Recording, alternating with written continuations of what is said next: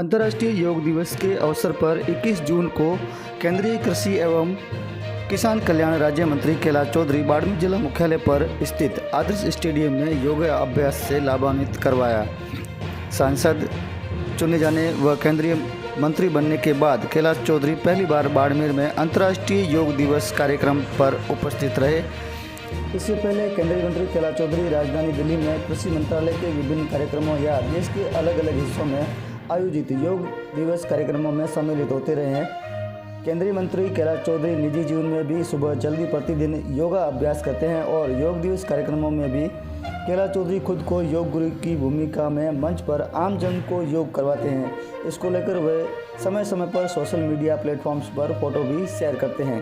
कैलाश चौधरी का कहना है कि वर्तमान समय के भागदौड़ भरे जीवन में हमारी जीवन शैली को बेहतर बनाए रखने तथा शारीरिक व मानसिक रूप से फिट रहने के लिए योग अति आवश्यक है, इसलिए हमें योग को हमारी जीवन शैली में शामिल करना चाहिए। चौधरी ने कहा कि योग हमारी प्राचीन भारतीय आध्यात्मिक एवं सांस्कृतिक धरोहर है। प्रधानमंत्री नरेंद्र मोदी और भारत की पहल पर यूएनओ ने इसे अंतर्राष्ट्रीय स्तर पर मनाने की शुरुआत की है, इसलिए भारत और भारतवासियों को हमें बढ़ चढ़कर भाग लेते हुए नेतृत्वकर्ता की भूमिका निभाने की बात कही। अंतर्राष्ट्रीय योग दिवस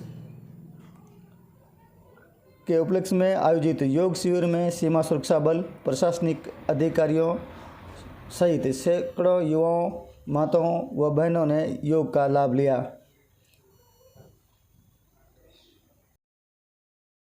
दोनों हाथ कानों से टकराने नहीं चाहिए। वापस सांस छोड़ते हुए दोनों हाथों को नीचे की तरफ लेकर आए। पुनः हाथ कमर से टकराने नहीं चाहिए। एक बार पुनः इसका अभ्यास करेंगे। सांस भरते हुए हाथों को ऊपर की तरफ ले जाएं और सांस छोड़ते हुए हाथों को नीचे की तरफ लेकर आए।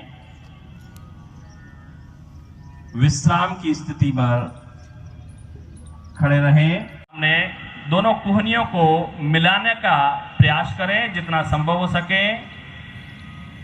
यह अभ्यास सर्वाइकल स्पॉन्डिलाइटिस की शिकायत को दूर करने में सहायक है। पीछे की तरफ या फिर यदि आपने किया है तो पीछे से आगे की तरफ करेंगे। स्कंद संचालन का यह अभ्यास पीठ की मांसपेशियों को मजबूती प्रदान करता है। अपना ध्यान एकाग्र करें। 10 सेकंड तक इस स्थिति के अंदर रुकने का प्रयास करें। सांस छोड़ते हुए पुनः अपनी मूल स्थिति में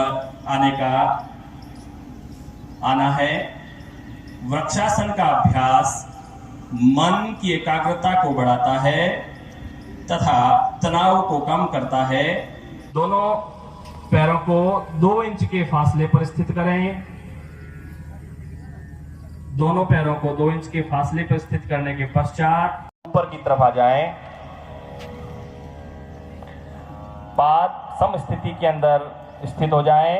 पाद हस्तासन। यह आसन जमीन से टकरे हुए बाएं हाथ की हथेली के ऊपर दाहिने हाथ की हथेली को स्थित कर लें। बाएं हाथ की हथेली पर दाहिने हाथ की हथेली को स्थित कर लें। हम मकरासन का अभ्यास कर रहे हैं। मकरासन का अभ्यास पर स्थित कर लें। बाईं तरफ या दाहिनी तरफ झुका दें शरीर को। लंबा गहरा सांस भरते हुए लंबा गहरा सांस छोड़ें। पेट के बल लेटकर किए जाने वाले आसनों में यह विश्राम की स्थिति है। इसमें दोनों हाथों को स्थित कर लें। भुजंगासन का अभ्यास कर रहे हैं। धीरे धीरे नाभि से ऊपर के शरीर को ऊपर की तरफ सर्प के आकार में ऊपर की तरफ उठाएं। जितना संभव हो उतना ऊपर उठें और सामान्य श्वास प्रश्वास के साथ इस अभ्यास में रुकने का प्रयास करें। धीरे धीरे सांस भरते हुए दोनों पैरों को केवल उठाएं और इस अभ्यास को करने के पूर्व हृदय रोगी हम इसके पश्चात अभ्यास करेंगे। कृपया ध्यान दें, जिन्हें हर्निया और उदर की शल्य क्रिया और कमर के निचले हिस्से में दर्द है उन्हें इस अभ्यास को नहीं दोहराना है। अर्ध हलासन की स्थिति। दोनों पैरों को पंजों को मिला लें। सांस भरते हुए दोनों पैरों के पंजों को पहले 30 डिग्री पर उठाएं, दोनों पैरों के 90 डिग्री पर इन पैरों को उठा लें। कमर नीचे टिकी हुई होनी चाहिए, पैर आकाश की तरफ। अगली हंसी है वो है साइलेंट, आवाज नहीं आएगी, बिना आवाज की हंसी है और मुंह जरूर खुलेगा। जैसे गूंगे बहरे लोग होते हैं वो भी हंसते हैं, लेकिन आवाज नहीं है, बिना वॉल्यूम की है। तो इसी प्रकार ताली बजाते हुए ओम ओम ओम ओम ओम ओम ओम ओम ओम ओम ओम ओम ओम।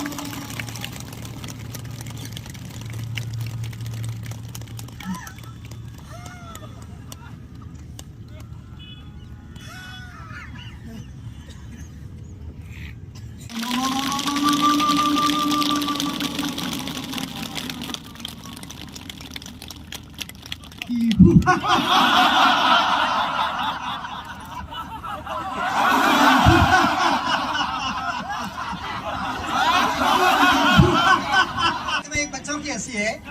वैसे इस हंसी से बच्चे बहुत ज्यादा खुश होते हैं, क्योंकि मैं खुद शिक्षक हूँ, इसलिए बच्चों को ज्यादा खुश रखना है और बच्चे खुश रहेंगे तो उनके पेरेंट्स भी अच्छे खुश रहेंगे। तो इस हंसी का नाम